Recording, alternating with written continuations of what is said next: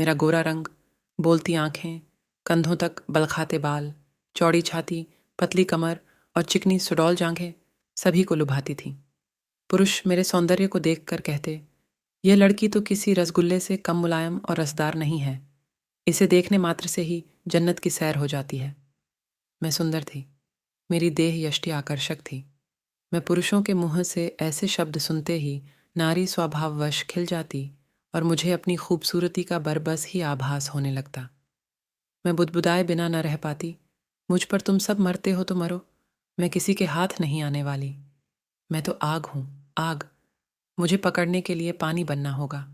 मैं सुंदर हूँ, पर इतनी भोली नहीं हूँ कि अपनी प्रशंसा सुनते ही तुम्हारी बाहों में समा जाऊंगी। मैं अभी सोच ही रही थी कि माँ की आवाज़ ने मुझे चौंका दिया। मैं जैसे सोते से जाग उठी। माँ मेरे सामने खड़ी मुस्कुरा रही थी। मेरी माँ मुझसे कहीं अधिक खूबसूरत थी। वह एक प्रौढ़ महिला थी, लेकिन देखने में 21-22 की ही लगती थी। वह अपने सौंदर्य और स्वास्थ्य के प्रति हरदम सजग रहती थी। वह अपने मुंह से कुछ कहती तो नहीं थी, किंतु उसके मन के भाव से अक्सर ही मुझे लगता कि वह वेदांत अंकल को पसंद करती है और पापा उसके अनुकूल नहीं हैं। वेदांत अंकल कहाँ से आते थे और मम्मी से उनका संबंध कब से था, इससे मेरा कोई मतलब नहीं था। इतने में मम्मी चहकती हुई बोली, बेटी, तुम आज स्कूल नहीं गई? आज तो छुट्टी है। मैंने यह कहकर मम्मी की ओर देखा। आज उसने गुलाबी साड़ी बांध रखी थी। मम्मी पर गुलाबी कपड़े बहुत ही खिलते थे। उसका रूप उनमें और अधिक दमक उठता था। मुझे जहाँ तक मालूम था, मम्मी सजती संवरती तभी थी जब वेदांत अंकल घर पर होते थे या आने वाले होते थे। वैसे तो सजना संवरना मम्मी के जीवन का एक अभिन्न हिस्सा था, लेकिन उस दिन वह विशेष रूप से साज श्रृंगार करती थी जब वेदांत अंकल घर पर होते।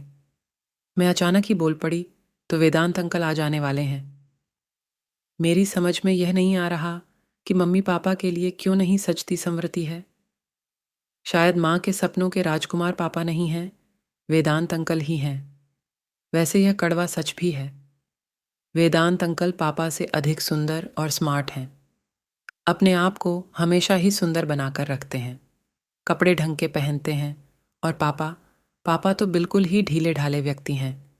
एक ही कपड़े को 2-2 रोज तक पहने रहते हैं। शेव तभी बनाते हैं जब खुजली होने लगती है या उन्हें कोई टोक देता है। माँ को तो चुस्त और खूबसूरत पुरुष चाहिए। वेदांत अंकल चुस्त भी हैं और सुंदर भी हैं। इसी बीच माँ ने मुझे टोक दिया, यह लड़की तो हमेशा ही कुछ न कुछ सोचती ही रहती है।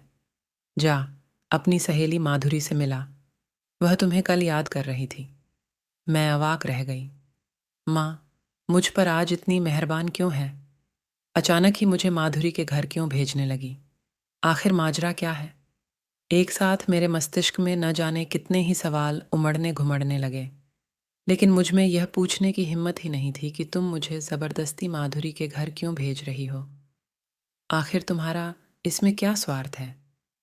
खैर, माधुरी से मिलने के लिए तो बेताब मैं भी थी। मैं पैदल ही उसके घर चल दी। माधुरी का घर हमारे घर से पैदल कोई 10-15 मिनट का रास्ता था। मैं माधुरी के घर पहुंची तो दरवाज़ा खुला हुआ था। मैं बिना आवाज़ दिए ही अंदर चली गई। घर में उसकी माँ के सिवा कोई नहीं था। माधुरी का भाई देवगन भी नहीं था। मुझ पर उसकी माँ की नज़र पड़ी तो वह बोली, अंदर आजा काजोल, काफ़ी दिनों बाद आई है। माधुरी और देवगन तो अपनी नानी के घर गए हैं, कल सुबह तक आ जाने की उम्मीद है। खड़ी क्यों है? आ बैठ तो सही। मैं उसकी माँ के साथ बैठकर भला क्या बात करती। 2-3 मिनट तक खड़ी रही, फिर बोली, आंटी मैं जा रही हूँ, माधुरी आए तो कह देना मैं आई थी। ये कहकर मैं दरवाजे से होते हुए बाहर आ गई। माधुरी हमउम्र थी, लेकिन उसका भाई देवगन मुझसे 1 साल छोटा था। वैसे वह देखने में छोटा नहीं लगता था। देवगन बहुत शरारती भी था। वह केवल शरारती ही नहीं था, बहुत सुंदर और स्मार्ट भी था। मेरी उम्र यही कोई 15-16 की थी। देवगन 15 का था। जीन्स की पैंट और टी शर्ट में वह किसी राजकुमार से कम सुंदर नहीं लगता था। मैं यही सब सोचती हुई अपने घर आई तो दरवाज़ा धक्का देते ही खुल गया। मैं बरामदे से होते हुए मम्मी के बेडरूम के सामने आई तो किसी मर्दाने आवाज़ को सुनते ही ठिठक गई, पापा तो घर पर है नहीं, 2 दिनों के लिए बाहर गए हैं। फिर ये मर्दानी आवाज़ कहाँ से आ रही है और ये आवाज़ किसकी हो सकती है? मैं वहीं खड़ी होकर सोचने लगी कि यह आवाज़ कहाँ से आ रही है। ये आवाज़ मम्मी के बेडरूम से आ रही थी। मैंने सोचा शायद पापा आ गए हैं, लेकिन वह तो ऑफिस के काम से गए हैं। काम बीच में ही छोड़कर कैसे आ सकते हैं? मैं यह सोचते सोचते दबे पांव मम्मी के बेडरूम की ओर बढ़ गई। दरवाजे के नज़दीक आकर खिड़की की ओर देखा तो खिड़की बंद थी। मैं अंदर झांकना चाहती थी। मेरे मन में वैसे कोई दुर्भावना नहीं थी। मैं तो ये देखने के लिए बेचैन थी कि कहीं पापा तो नहीं आ गए हैं। तभी मेरी निगाह दरवाजे के गोल छेद पर पड़ी। मैं एक आंख बंद कर दूसरी आंख से उस छोटे से गोल छेद में झांकने लगी। अंदर का नज़ार देखकर मुझे अपनी आंखों पर विश्वास नहीं हुआ। मैंने अपनी आंखें मलकर फिर उस गोल छेद से झांका तो वही दृश्य नजर आया। इस बार अविश्वास करने का कोई सवाल ही नहीं था। वेदांत अंकल बिल्कुल ही निर्वस्त्र थे और मम्मी चड्डी बनियान में थी। इस मुद्रा में दोनों ही बहुत खुश थे। एक दूसरे की आंखों में आंखें डाले यूं बैठे थे जैसे एक दूसरे को सम्मोहित कर रहे हों। इतने में मम्मी ने वेदांत अंकल के पेट में गुदगुदी की। वह अनायास ही हंसने लगे और हंसते हंसते ही उन्होंने मम्मी को अपनी गोद में उठाकर बिठा लिया। मम्मी उनके गले में बाहें डालते हुए बोली, तुम्हारी बाहों का स्पर्श बड़ा ही उत्तेजक है। दिगंबर ने तो मुझे कभी ऐसा आनंद दिया ही नहीं। तुम्हारा पति दिगंबर कोई मर्द थोड़ी ही है, वह तो भोदू है। न जाने कैसे उसके साथ तुम रहती हो। वेदांत अंकल यह कहकर हंसने लगे। दिगंबर तो एक खंभा है जिसकी आड़ में मैं तुम्हारे साथ रहती हूं। दिगंबर जैसे पति को उंगलियों पर नचाना मुझे खूब आता है। मम्मी ये कहते कहते काफी आक्रामक हो गई और उसने वेदांत अंकल के गाल को दांतों से काट लिया। वेदांत अंकल भी कहीं चूकने वाले थे। एक हल्की सी सीतकार लेते हुए उन्होंने मम्मी को बाहों में समेट लिया, फिर उसके होंठों को जोर से भींच लिया। अब कैसा लग रहा है? कैसा क्या लग रहा है? अच्छा लग रहा है। क्या तुम्हें नहीं पता स्त्रियां दर्द से मिठास चूसती हैं? मम्मी के शब्द ये कहते कहते लड़खड़ा गए। उसकी आंखें बंद हो गईं। दोनों एक दूसरे के होंठ ऐसे चूस रहे थे जैसे लॉलीपॉप या आइसक्रीम चाट रहे हों। तभी वेदांत अंकल ने मम्मी को एक हल्की सी थपकी लगाई। इस थपकी के जवाब में मम्मी ने भी उनकी पीठ पर एक हल्की सी चिकोटी काट दी। सेक्स का इतना जीवंत और उत्तेजक दृश्य मैंने पहली बार ही देखा था। मेरा रोम रोम रोमांचित हो उठा। मेरे कपड़े पसीने से नहा गए। मुझे इस खेल को देखने में आनंद भी आ रहा था और घृणा भी हो रही थी। घृणा इसलिए हो रही थी क्योंकि यह खेल मेरी मम्मी किसी दूसरे मर्द के साथ खेल रही थी। पापा के साथ वह खेल में शामिल होती तो शायद मुझे घृणा न होती या मैं इतनी देर तक यहाँ न खड़ी होती। इतने में ही मैंने देखा दोनों एक दूसरे से थक हार कर ऐसे दूर दूर बैठे हाँफ रहे हैं मानो दो शिकारी कुत्ते बराबर की कुश्ती लड़ते लड़ते थक गए हों और पुनः लड़ने के लिए सुस्ता रहे हों। तभी मम्मी ने हाथ का इशारा करते हुए कहा, आओ यहाँ मेरे पास। आज तो होंठ ऐसे चूस रहे थे जैसे कोई आइसक्रीम चूसता हो। क्या तुम इस मामले में पीछे थी? वेदांत अंकल यह कहकर जाने के लिए उठ खड़े हुए। मम्मी ने उनका हाथ छुप कर पकड़ लिया। क्यों? दिल भर गया? अब बस भी करो, काजोल कहीं आ गई तो मुश्किल हो जाएगी। वेदांत अंकल की आवाज़ में थकान थी, लेकिन मम्मी के चेहरे पर थकान की शिकन तक भी नहीं थी। उसकी आंखों में तो अभी यौन आमंत्रण हिलोरे मार रहा था। उसने वेदांत अंकल को खींचकर पलंग पर बिठा दिया। काजोल अपनी सहेली के घर गई है, वह अभी नहीं आने वाली। मेरे शरीर में एक सिहरन सी दौड़ गई। तुम भी? वेदांत अंकल ने यह कहते कहते मम्मी को बाहों में भींच लिया। लगता है अब कल वाले आसन का इस्तेमाल करना पड़ेगा। करो ना, मना किसने किया है?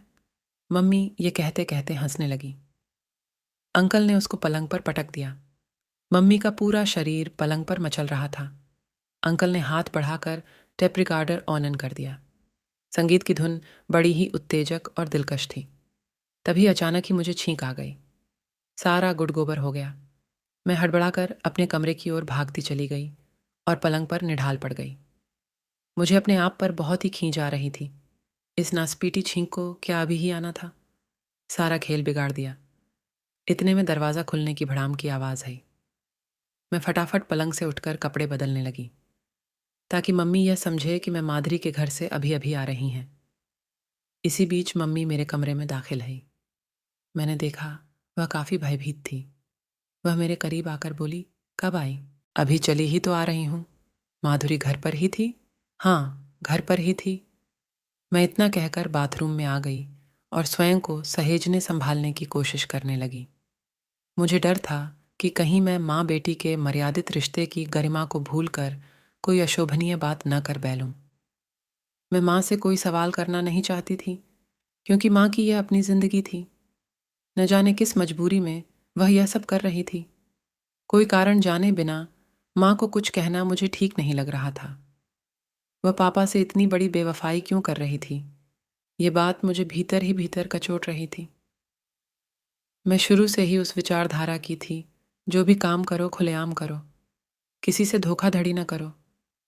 कोई भी काम बुरा नहीं होता, वह तब बुरा हो जाता है जब वह सबकी नज़रों से बचाकर किया जाता है। मम्मी को पापा पसंद नहीं है या वे उसको खुश नहीं रख पाते हैं, तो वह वेदांत अंकल के साथ उन्हें तलाक देकर रह सकती है। ऐसे छुप छुप कर वह जो कर रही है, उससे तो परिवार में गंदगी ही फैल रही है। मैं बाथरूम से कोई 10 मिनट के बाद आई तो मम्मी अपने बेडरूम में थी। वेदांत अंकल जा चुके थे। मैं उनके सामने जानबूझकर नहीं गई थी कि कहीं वह शर्मा न जाए या मम्मी को मुझ पर शक न हो जाए। मैं अपने कमरे में आकर अभी बैठी ही थी कि मम्मी हंसती हुई आकर बोली, काजोल, तुम्हारे वेदांत अंकल आए थे, तुम उनसे मिल भी न सकी। मैंने बेकार ही तुमको माधुरी के घर भेज दिया। आओ मेरे साथ कमरे में। ये कहते कहते मम्मी ने मेरी बाँह पकड़ ली और मुझे खींचते हुए अपने कमरे में ले आई। मैंने देखा पलंग पर ढेरों सामान बिखरे पड़े थे, जिनमें ज़्यादा मेरे लिए ही थे। मैं सब कुछ भूल भाल कर पलंग पर उछलकर चढ़ गई और अपने दोनों हाथों से कपड़े फैला फैलाकर अपने नाप के कपड़े देखने लगी। गुलाबी मिनी स्कर्ट टॉप, जीन्स की टाइट पैंट और लो कट टी शर्ट, आसमानी गाउन और भी न जाने कितनी ही पोशाकें वेदांत अंकल मेरे लिए लाए थे। तभी मम्मी मुस्कुराती हुई बोली, तुम्हें कपड़े पसंद आए? देखा तुम्हारे अंकल कितने अच्छे हैं, तुम्हारा कितना ध्यान रखते हैं। ओह मम्मी, अंकल कितने स्वीट हैं। मैं यह कहती हुई मम्मी के गले से लग गई। मम्मी का चेहरा खिल उठा और मैं किन्हीं ख्यालों में खो गई। लेकिन अंकल यह सब क्यों कर रहे हैं? मम्मी को पापा से हथियाने के लिए? क्या मुझे इन कपड़ों को स्वीकार करना चाहिए? मम्मी शायद इन कपड़ों का लालच दिखाकर मुझे अपने पक्ष में करना चाहती है। वह मुझे अपनी तरफ मिलाकर रखना चाहती है। वेदांत अंकल यह अच्छी तरह जानते हैं कि माँ को हासिल करना है तो बेटी को भी खुश रखना होगा। माँ बिना बेटी के हाथ नहीं आने वाली। कुछ भी हो मम्मी, जब वेदांत अंकल के साथ खुश है तो मुझे क्या हो सकता है? पापा मम्मी को यौन संतुष्टि नहीं दे पाते हो। वेदांत अंकल यौन कला में माहिर हैं। उन्हें यौन जीवन को जीना आता है। माँ को नाखुश करने का या दोषी ठहराने का मेरा कोई हक नहीं बनता है। मैं यह सोचते सोचते खिलखिलाकर हंस पड़ी। मम्मी, मैं मान गई वेदांत अंकल को कपड़ों की खरीदारी करने में वह औरतों से भी 2 कदम आगे हैं। और एक तुम्हारे पापा हैं जिन्हें कुछ भी नहीं आता। न जाने वह कौन सी मनहूस घड़ी थी कि मैं उनके खूंटे से बांध दी गई। मम्मी यह कहते कहते काफ़ी भावुक हो गई। मैंने देखा उसकी आंखें भीग आई थीं। उसके चेहरे पर पापा के प्रति वितृष्णा के भाव पसर आए थे। मैं बोली, मैं तुम्हारे साथ हूँ माँ। तुम क्यों अपना मन दुखी करती हो? पापा को जैसे जीना है वैसे उन्हें जीने दो, और तुम्हें जैसे जीना है वैसे जियो। मेरे यह कहते कहते उसने मुझे गले से लगा लिया। मुझे इस बात का कहाँ बोध था कि पति पत्नी के जीवन की राहें अलग अलग हो जाती हैं तो उनकी संतान त्रिशंकु सी बन जाती है, तो उसका हित कोई नहीं सोचता। मैं सोच रही थी, पापा बाहर जाकर क्या करते हैं ये किसी ने भी तो नहीं देखा है।